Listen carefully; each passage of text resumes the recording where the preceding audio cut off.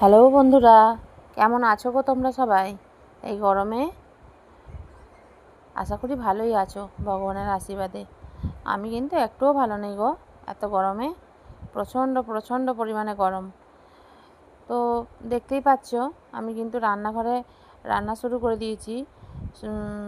এদিকে কিন্তু মাছ ছাড়া মাছের ঝোল হয়ে গেছে। তার মানে হচ্ছে বড় বাজারে গেছিলো, দেরি হচ্ছে বলে আমি কিন্তু জানি যে এই মাছটা আনতে বলেছি আমি, তো যার জন্য আমি পেঁয়াজ রসুন দিয়ে মাছের ঝোলের মানে আলুর তরকারিটা আর কি হয়ে গেছে, আলু দিয়ে মাছ দিয়ে ঝোল হবে। তো ওদিকে ভাতটাও চাপিয়ে দিলাম। ভাতটা চাপিয়ে দিয়ে তারপরে কিন্তু আমি মাছ ধুলাম।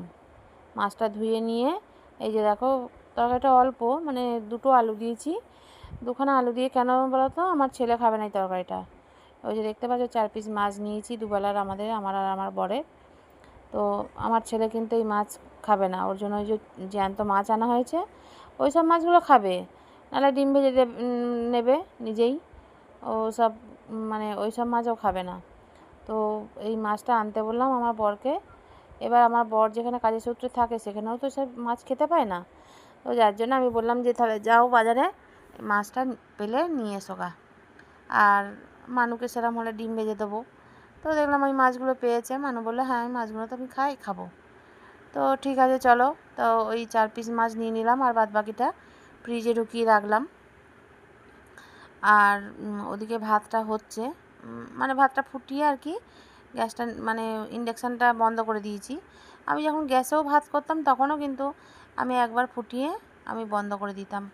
আবার মানে 15-20 মিনিট বাদে আবার গ্যাস হোক ইন্ডাকশান হোক আমি চালিয়ে আবার ভাতটা ফুটিয়ে নামিয়ে নিই।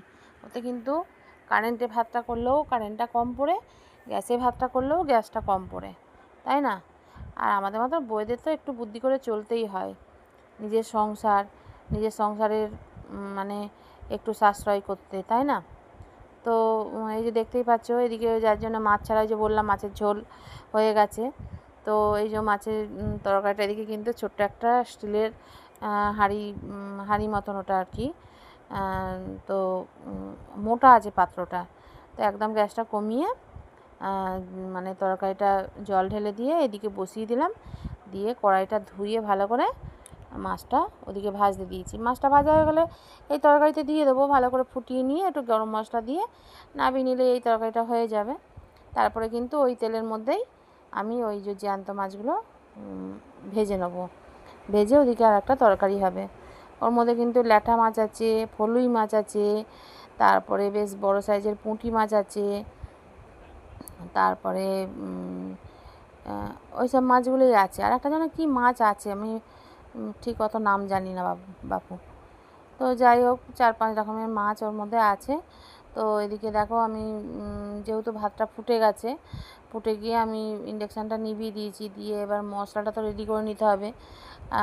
এই মাছের মশলাটা, এই তরকারির মশলাটা আগেই করে নিয়েছিলাম। দিয়ে জায়গা যেহেতু কম, আমি মেশিনটা আবার তুলে রেখেছিলাম। তো যাই হোক, এবার ওই যে জ্যান্ত মাছগুলো আমি কিন্তু আলু বেগুন দিয়ে একটু পাতলা করে ঝোল করব ভাবলাম। শুধু গোটা জিরে আর কাঁচা লঙ্কা বাটনা দিয়ে আর কি, আদাও দেবো না। তো তারপরে দেখলাম যে একটা কাঁচা কলা রয়েছে ঘরে। তো দেখলাম একখানা কাঁচা কলা, কাঁচা কলাটা শুকোবে ঘরে পড়ে। তো জ্যান্ত মাছের ঝোলে দিয়ে দিই, ভালোই লাগবে খেতে। তো যার জন্য ওই কাঁচা কলাটাও কেটে নিয়েছি। তো দেখতেই পাচ্ছ, মাছটা কিন্তু খুব সুন্দর করে ভেজে আমি মাছ ভাজাটা এইটার মধ্যে তুলে দেবো, এই তরকারিটার মধ্যে দিয়ে দেবো, ভালো করে ফুটিয়ে নিয়ে নামিয়ে নেবো। তাহলে এই মাছের ঝোল রেডি, তাই না? কেমন বুদ্ধি বলো? এরকম বুদ্ধি করে কি তোমরাও চলো?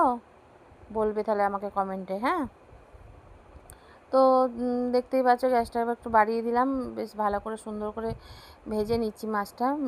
ভেজে নিয়ে এবার এই ছোটো মাছগুলো ভাজবো। ভেজে এবার মশলাটা কিন্তু একটু মানে আধ বাটা হয়েছে, ভালো মিহি হয়নি এখনও।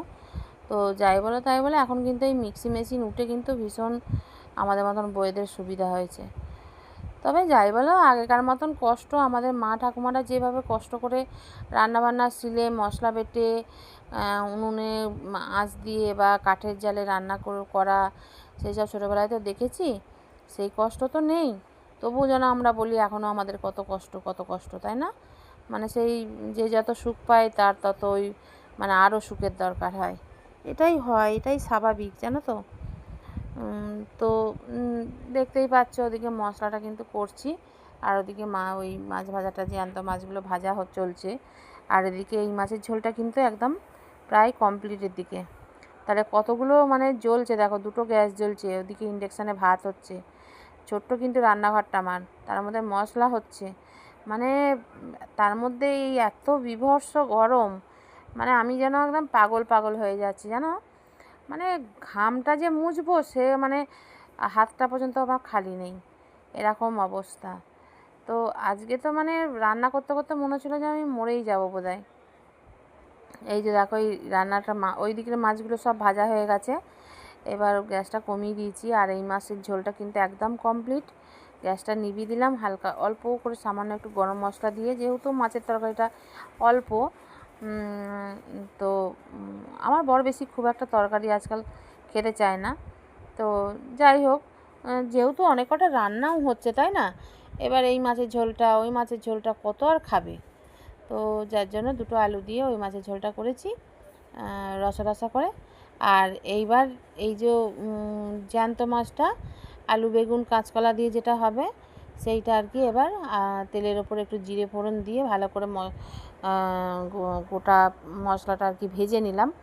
সুন্দর করে ভাজা ভাজা হয়ে যাওয়ার পরে আলুগুলো দিয়ে দিলাম, আলুটা একটুখানি নুন হলুদ দিয়ে ভেজে নেব, নিয়েই আমি কিন্তু ওই বেগুন আর কাঁচা কলাটা দিয়ে দেবো, দিয়ে একটু নাড়াচাড়া করে ভেজে নিয়ে আমি মশলাটা দিয়ে দেবো। মশলাটা দিয়ে সুন্দর করে কষিয়ে এই মাছগুলো ওর ওপরে, ঝোলটা ফুটে গেলে মাছগুলো দিয়ে দেবো। তো দেখতেই পাবে, ওই দেখো নুন হলুদটা দিয়ে দিলাম, দিয়ে আমি কিন্তু ওই কাঁচা কলা আর বেগুনটা দিয়ে দিলাম, দিয়ে একটু নাড়াচাড়া করে ভাজা ভাজা মতন করে নিয়ে সব কিছু সবজিগুলো, তারপরে আমি ও দেখো মশলাটা খুলে দেখলাম, দেখছি যে একটু ইয়ে হবে আর একটু, তো আবার একটুখানি মানে গোটা গোটা আছে মশলাটা, গোটা জিরে দিয়েছি তো, এবার আর একটু মিহি হবে। এবার মশলাটা কী বলো তো, একটু মিহি করে না বাটলে না তরকারিতে কিন্তু স্বাদও আসে না, তাই না। তো যার জন্য আর একটু ঘুরিয়ে নিলাম। তো এই যে ঘুরিয়ে নিয়ে মশলাটা দিয়ে এবার এদিকে একটু এইটা ভাজা চলছে, সবজিটাও এই যে একটু ঘুরিয়ে নিয়ে একটু জল ঢেলে দিয়ে সামান্য দিয়ে ওটা এবার ভালো করে সুন্দর করে কষানো চলবে। কষিয়ে টষিয়ে নিয়ে আমি জল ঢেলে দিয়ে মাছগুলো দিয়ে এইদিকে কড়াইয়ে দিয়ে দেবো, এইদিকে কড়াই বলছি, এই দিকের গ্যাসটাই চাপিয়ে দেবো, ওইটা সরিয়ে দেবো আর কি, দিয়ে ওইদিকে ছোটো একটা কড়াই, একটা ভাজা হবে এখনও কিন্তু, তাহলে কি কত কিছু রান্না হচ্ছে দেখছো। এ দেখো এই একটা মানে জ্যান্ত মাছের ঝোল হচ্ছে, একটা ওই ওটা হচ্ছে গঙ্গার আর মাছ, বুঝলে, জ্যান্ত আর মাছ, তো যার জন্য ওইটা আর কি পেঁয়াজ রসুন দিয়ে করেছি। এইটা নিরামিষ করে হচ্ছে, নিরামিষ বলতে পেঁয়াজ রসুন দিইনি আর কি, সেইভাবে নিরামিষ। তো তারপরে দেখো ভাতটার ইন্ডাকশানটা আবার চালিয়ে দিলাম, চালিয়ে দিয়ে ভাতটা কিন্তু হয়ে গেছে দেখলাম, একটু ফুটিয়ে নিয়ে নামিয়ে নিলাম, নিয়ে এই যে এই দিকের গ্যাসে কড়াইটা সরিয়ে দিলাম, দিয়ে দেখেছো একটা ছোটো কড়াই চাপিয়ে দিলাম আবার ভাজাটা করার জন্য। ভাজাটা সবজিটার মধ্যে দেখছো সবুজ সবুজ সবজি সব, একমাত্র এইভাবে সবজিটা ভেজে নিলে সবার খেতেও সুবিধা হবে আর একটু সবজি খাওয়াও হবে, সেই হিসেব করে সেই ভেবেই আমি ওইভাবে মানে কুচিয়ে নিলাম। ওর মধ্যে কিন্তু উচ্ছে আছে, ভেন্ডি আছে, বরবটি আছে, ওর মধ্যে একটু আলু দিলেও হতো, একটু পেঁয়াজ দিলেও হতো, কিন্তু আর আমি মানে পেঁয়াজ দেবো ভেবেছিলাম, আমি ভুলেও গেছি, আর রান্নাটা চাপানোর সময় তখন মনে হচ্ছে একটু পেঁয়াজ দিলে ভালো হতো, কিন্তু আমার আর তখন ধৈর্যই কুলোচ্ছিল না গো, আমার ভীষণ মানে শরীর খারাপ করছিল।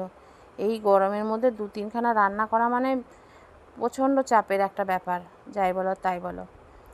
তো এই যে তরকারিটা দেখছো একদম সুন্দর করে কষিয়ে নিয়ে জল ঢেলে দিয়ে মাছগুলো পর্যন্ত দিয়ে দিয়েছি, দিয়ে এবার ওই সবজিগুলো ওই কড়াইটায় দিয়ে ওই থালাটা একটু নেতা দিয়ে মুছে নিয়ে এই মাছের ঝোলটা চাপা দিয়ে দেবো।